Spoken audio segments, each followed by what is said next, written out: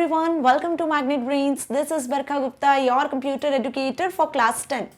So students, जैसा कि last video में हमने कुछ MCQ क्वेश्चंस और कुछ फिलअप्स कंप्लीट किए थे आपके chapter sustainable development of your book information technology 402 से.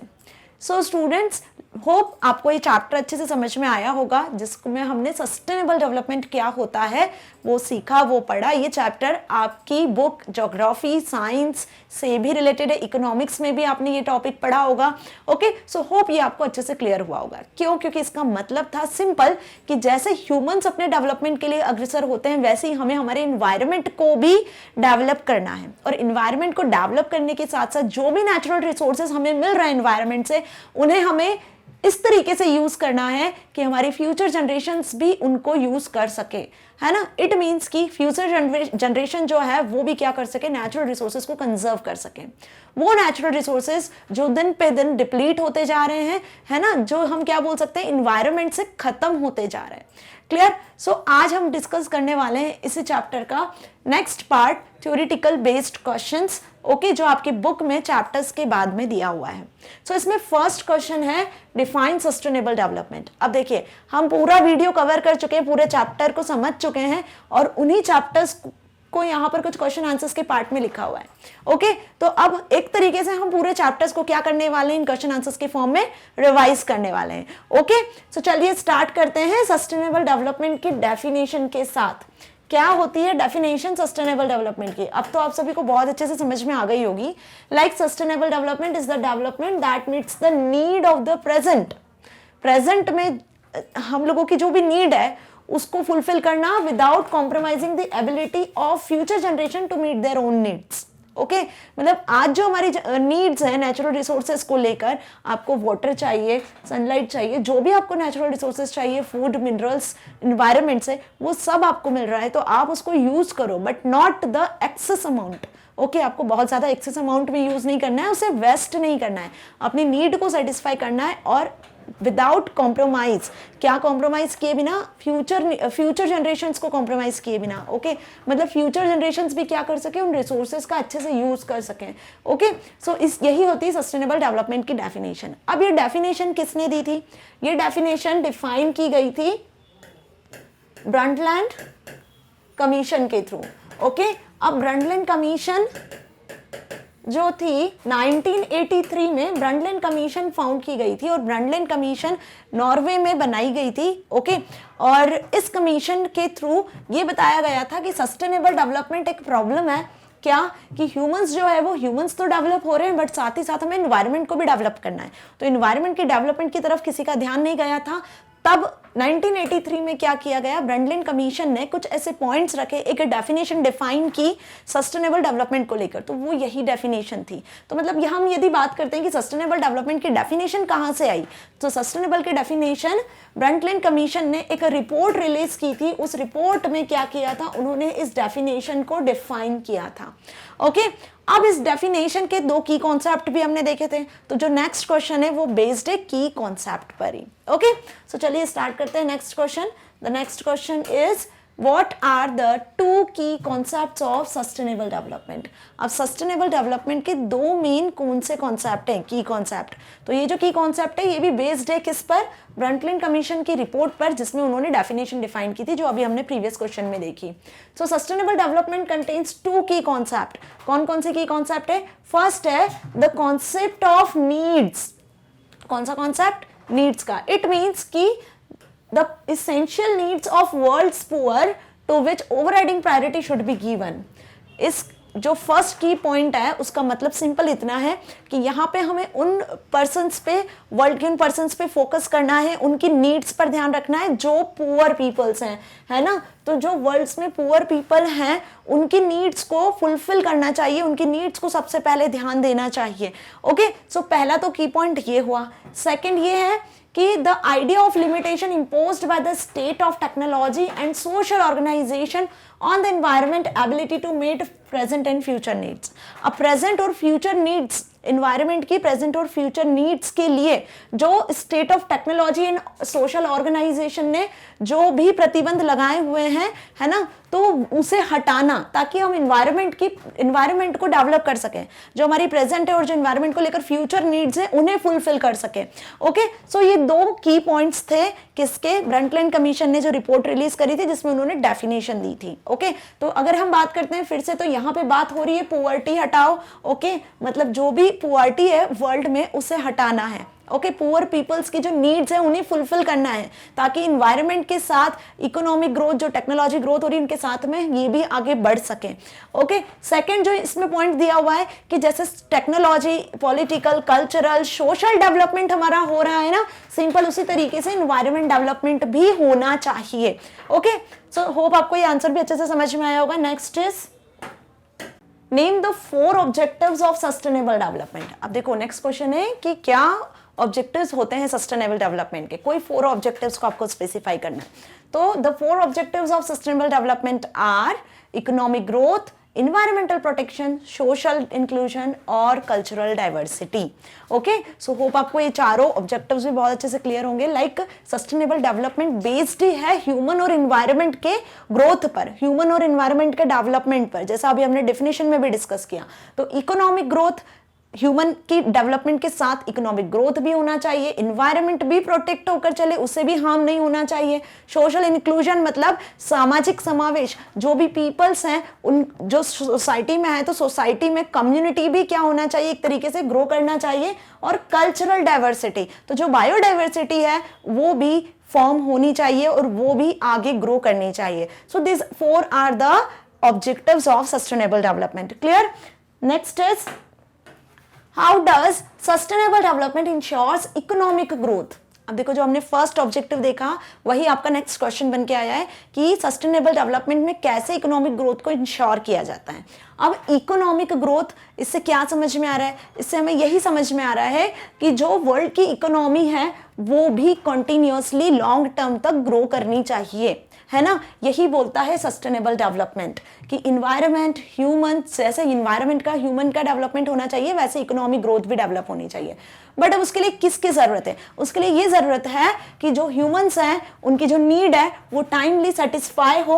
ओके, और ह्यूमंस जिन भी रिसोर्सेज का यूज कर रहे हैं वो रिसोर्सेज उन्हें लिमिटेड अमाउंट में यूज करना है और उन्हें कंजर्व करके चलना है फ्यूचर जनरेशंस के लिए। ओके, सो सिंपल सी बात यही है, इसी तरीके से इकोनॉमिक ग्रोथ बढ़ेगी। फॉर एग्जाम्पल यदि अब हम बात करते हैं फार्मर्स की, तो फार्मर्स को इकोनॉमिक बढ़ाने के लिए, जैसे अपनी वर्ल्ड की जो इकोनॉमी है वो डिपेंड करती है मोस्ट ऑफ द पार्ट किस पर, फार्मर्स पे, कृषि पर डिपेंड करती है, राइट। क्यों? क्योंकि इंडिया को कृषि प्रधान देश कहा जाता है। क्लियर? तो इसलिए सबसे ज्यादा जो इकोनॉमी हमारे यहाँ की वो किससे बढ़ती है, कृषि से बढ़ती है। तो सबसे ज्यादा जो कृषि होती है उसके लिए कौन डिपेंड होता है, फार्मर्स डिपेंड होते हैं। तो यदि फार्मर्स के पास सफिशिएंट लैंड होगी जिसके अकॉर्डिंग वो प्रॉपर क्रॉप्स को इरिगेट कर सके और उससे अच्छे दामों में हम सेल कर सके जिससे हमारी इकोनॉमिक ग्रोथ बढ़ सके। सो बात समझ में आया? तो यहाँ पर आपको कैसे बढ़ानी है वही सारी चीजें एक्सप्लेन करनी। Like sustainable development ensures economic growth by building a robust and competitive economy. अब देखो हर कंट्री की अपनी इकोनॉमी होती है। ओके, तो हर कंट्री एक कैसे ट्रीट करते हैं अपनी इकोनॉमी को, एक कॉम्पिटिटिव नेचर में ट्रीट करते हैं। तो हमें क्या करनी है, जो इकोनॉमी उसको बिल्ड करना है रॉबस्ट वे में ताकि आप उसे एक कॉम्पिटिटिव वे में भी रख सको। Clear? Now ensuring the sufficient land is available to support growth and innovation. अब फर्दर ग्रोथ और इनोवेशन को सपोर्ट करने के लिए क्या करना है हमें कि सफिशिएंट लैंड अवेलेबल होना चाहिए। सफिशिएंट लैंड क्या होनी चाहिए, अवेलेबल होनी चाहिए हर एक पर्सन के पास, ताकि वो अपनी इनोवेशन या कोई बिजनेस खोल सके। तो बिजनेस के थ्रू भी क्या होता है, कहीं ना कहीं इकोनॉमी ग्रो करती है अपनी न्यू आइडियाज इनोवेशन के अकॉर्डिंग। क्लियर? सो बात समझ में आई? Identifying and coordinating the development other development needs. अब जो अदर डेवलपमेंट नीड्स हैं उन्हें भी आइडेंटिफाई करना और कोऑर्डिनेट करना। Clear? Next is what does sustainable resource teach us about the use of resources। Sustainable resources कैसे अदर रिसोर्सेस का यूज करते हैं। ओके, किस तरीके से जो रिसोर्सेस है वो हमें सिखाते हैं कि हम इनको सस्टेनेबली यूज करें।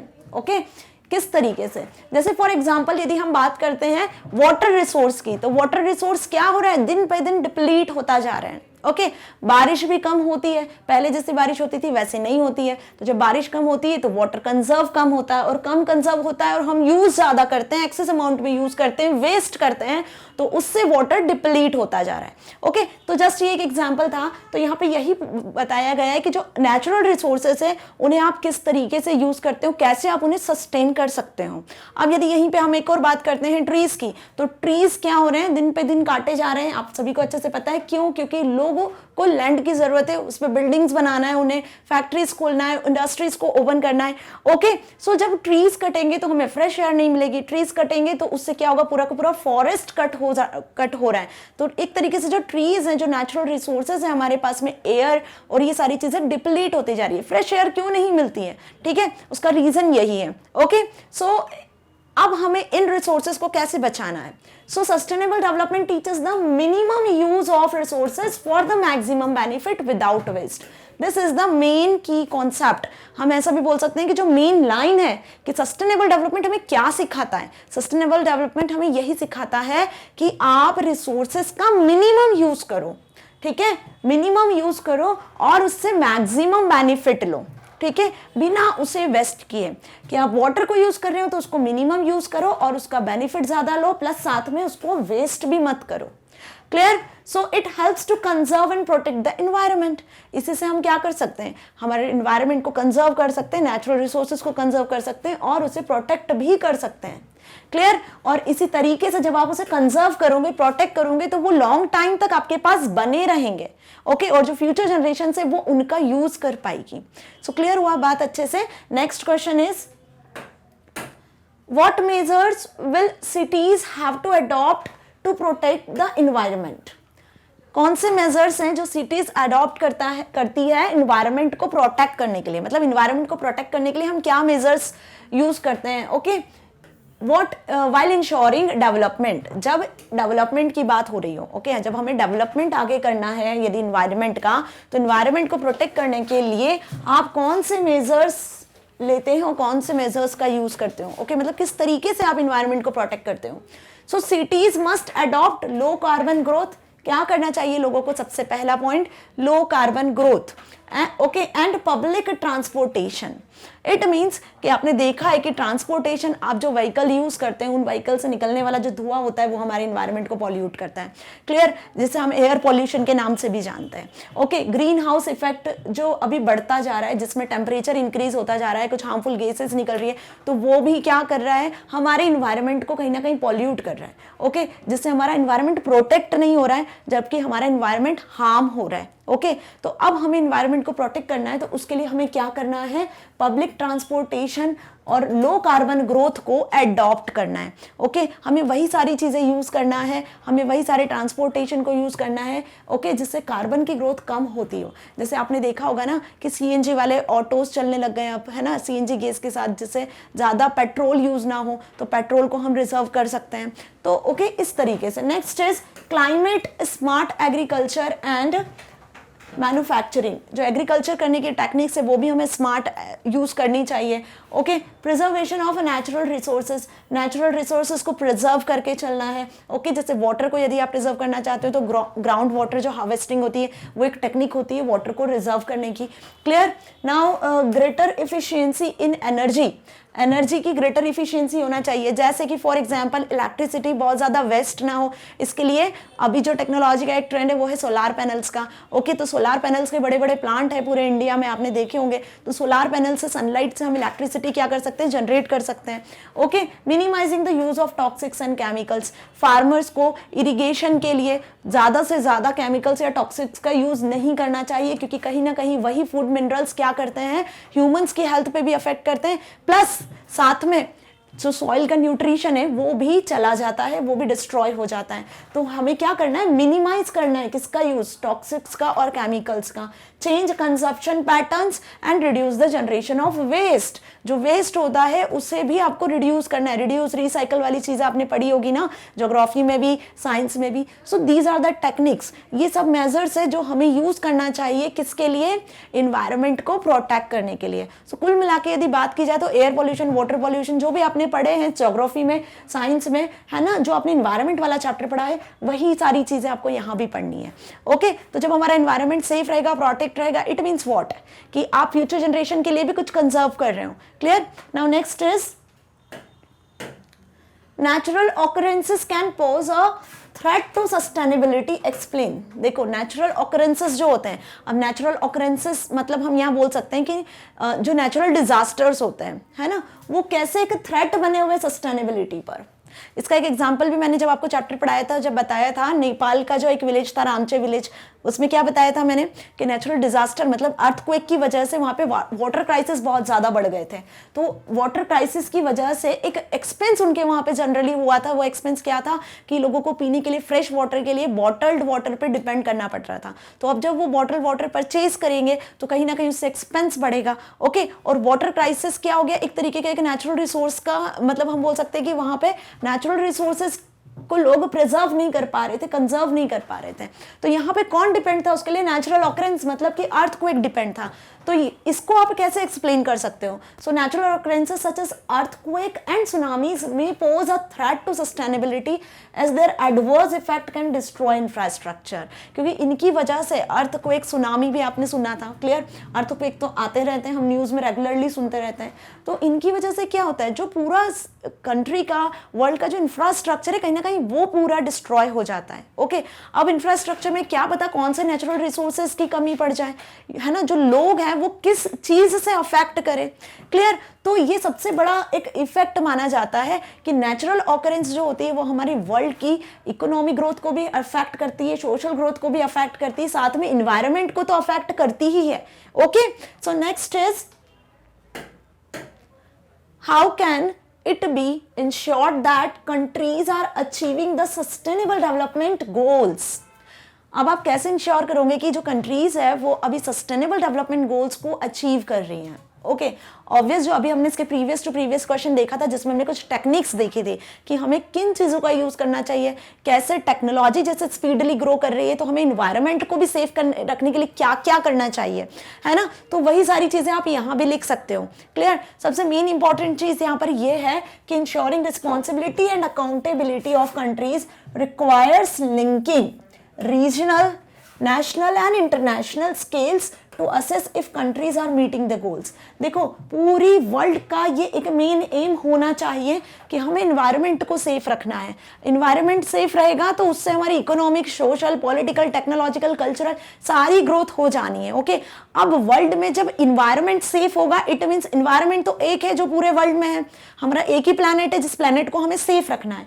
तो उसके लिए हमें क्या चाहिए कि हम हर स्केल पर, चाहे वो रीजनल स्केल हो, नेशनल हो, इंटरनेशनल हो, हर लेवल पे हम क्या कर सकें, हमारा सबका एक गोल हो इन्वायरमेंट को सेफ रखना और उस गोल को आप एक्सेस करो, अचीव कर सको। So this is the best point हम बोल सकते हैं क्या, to ensure the achieving the sustainability development. Sustainable development को अचीव करने के लिए ये सबसे बड़ा गोल होना चाहिए, सबसे बड़ा एक स्टेप होना चाहिए कि हम वर्ल्ड में जो भी रीजनल, नेशनल, इंटरनेशनल जो भी पार्ट है वो उस स्केल पे हम सबके साथ कनेक्टेड रहें और इन्वायरमेंट को सेफ रख सकें, हमारे प्लैनेट को सेफ कर सकें। और इसके लिए जो भी टेक्नोलॉजी को यदि आपको यूज करना है तो हम उसको भी यूज करेंगे।